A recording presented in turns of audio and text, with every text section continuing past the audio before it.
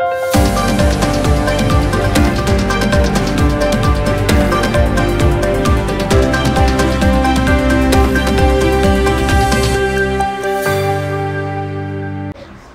कार्यक्रमाचे अध्यक्ष, आजचे उत्सवमूर्ती, आपल्या सगळ्यांचे प्रेरणास्त्रोत्र दिलीप देवधर, आजचे सूत्रसंचालक डॉक्टर प्रवीण माकडेकर, उपस्थित माझे प्राणप्रिय ज्ञानउद्योग, आज हा जो समारंभ होतो आहे, ज्या पद्धतीने आपण आता चांगल्या पद्धतीने इथे बसलो आहे.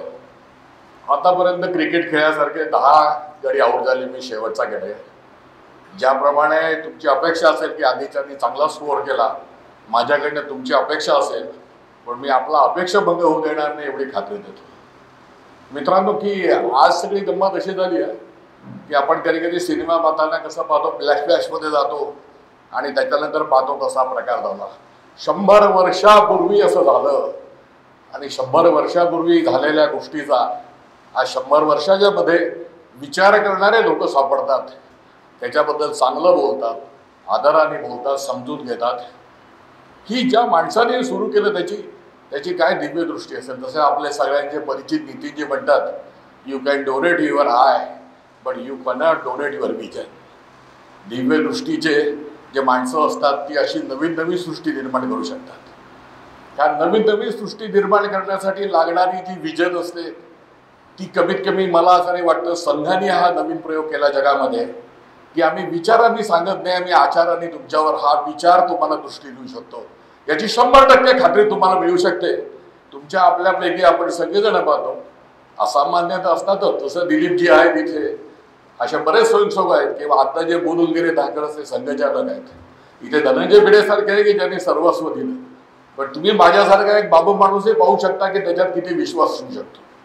ही माणसामध्ये विश्वास निर्माण करणारी तू करू शकतो आणि तुलाच करायचं आहे.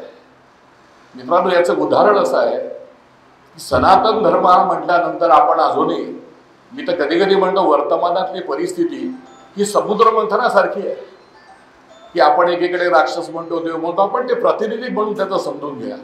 पण शेवटी त्याचं मंथन झाल्यानंतर जे निघतं ते अमृतासाठी निघतं. इतरही ज्या गोष्टी निघतात त्या आपल्या फायद्याच्या असतात. पण विशेष करून मी आज उल्लेख करेन म्हणजे दिलीपरावांच्या अमृत महोत्सवानिमित्त एक आहे.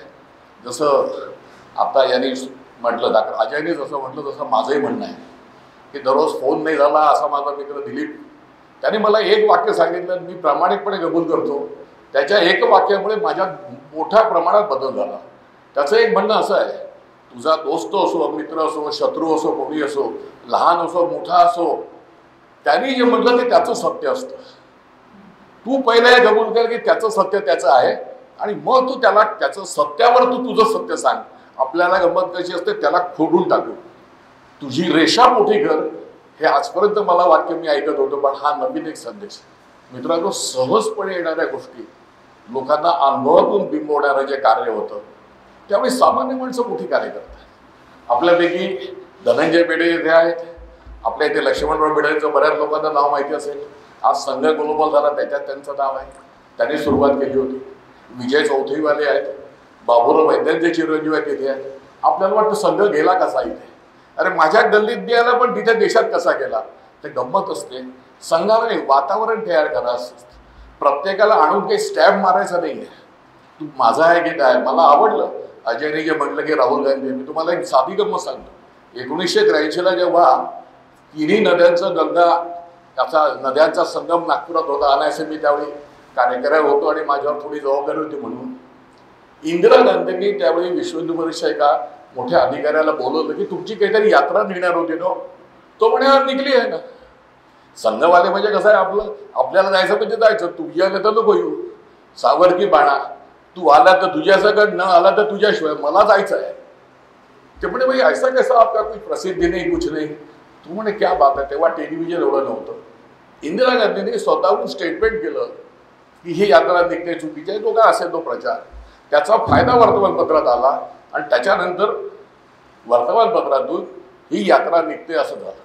तर मित्रांनो, पाहायचा दृष्टिकोन आहे तुमचा. तुम्ही सतत एखाद्याला आपल्या समोर येणारा माणूस शत्रू आहे, आपला मित्र नाही आहे, या भावनेतून जेव्हा जाऊ आज तुमच्यावर किती आरोप होतात. माझं तर म्हणणं आहे की पंतप्रधान मोदी गमतीत जसं म्हणतात की मला मारलेला प्रत्येक दगड हा माझ्यासाठी पायरी आहे.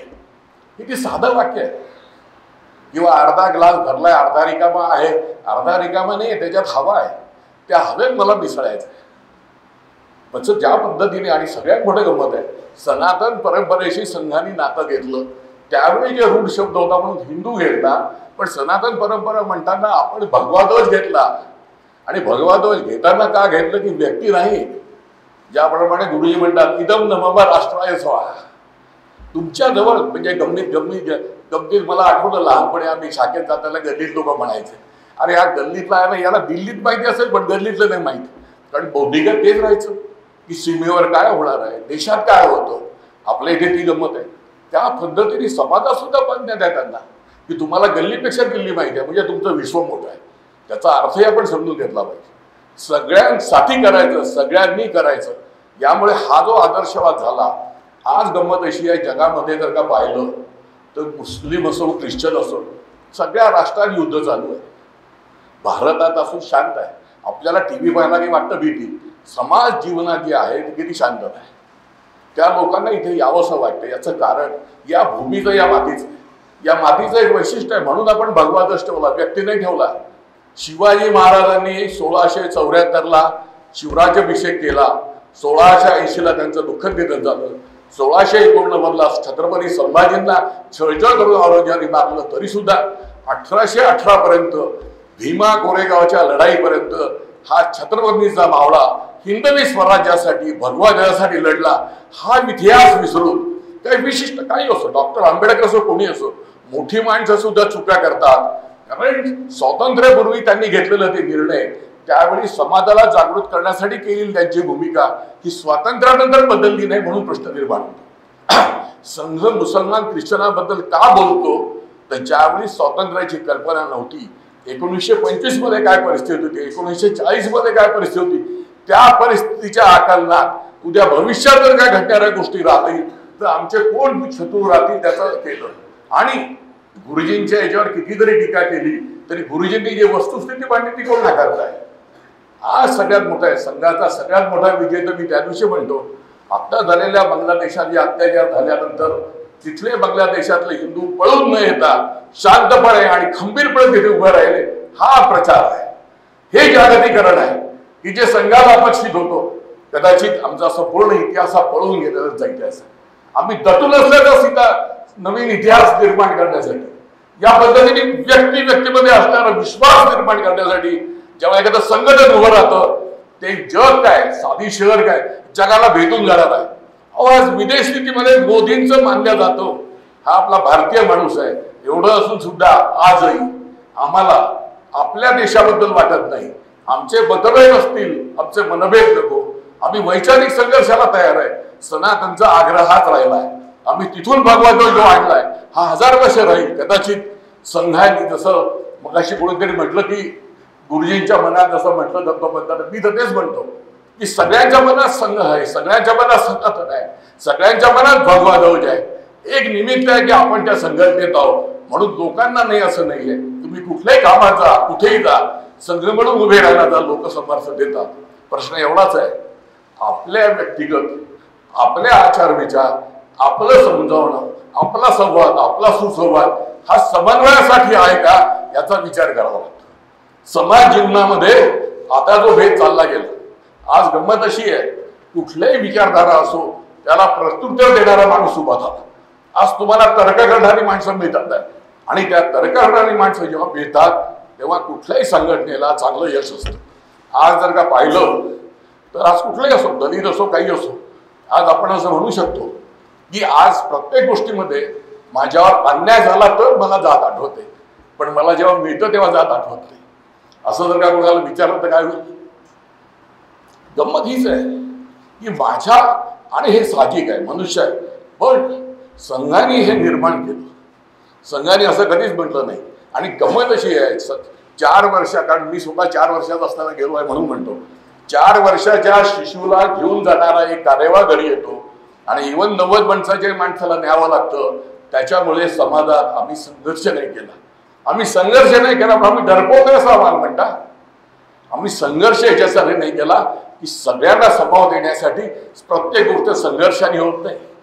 संघर्ष आणि चळवळीच्या नावाखाली झालेला गोंधळ या भारतभूमीने तो पाहिला. त्याची गंमत अशी झाली की आमच्या तिथे देशाची फाळणी व्हायला लागली. याचं कारण ते झालं कारण आम्हाला त्या आमच्या देशापेक्षा आमच्या याच्यापेक्षा आम्हाला सत्ता महत्वाची वाटली म्हणून फाळणी झाली. नसती घेतली आम्ही फाळणी तर काय झालं असतं. अरे नसतं केलं आम्ही तर काय झालं असतं. ब्रिटिश पंतप्रधानाच्या ब्रिटिश राणीच्या साक्षीने शपथ घेऊन जर का आम्ही देश स्वतंत्र केला तर आज स्वदेशी जागरण काय याचं उत्तर मिळतं. जे झालं ते झालं. पण ही गंमत आहे आज संघाने ठरवलंय जे झालं ते झालं. याच्या पुढे होऊ देणार नाही आणि न होऊ देण्यासाठी पुन्हा आम्ही तयार आहोत. धन्यवाद. एकच शेवटची ओळी म्हणतो संघगीताने, राष्ट्रभक्ती ले हृदय में ये खड़ा यदि देश सारा, संकटों पर मात कर ये राष्ट्र होगा अमर हमारा.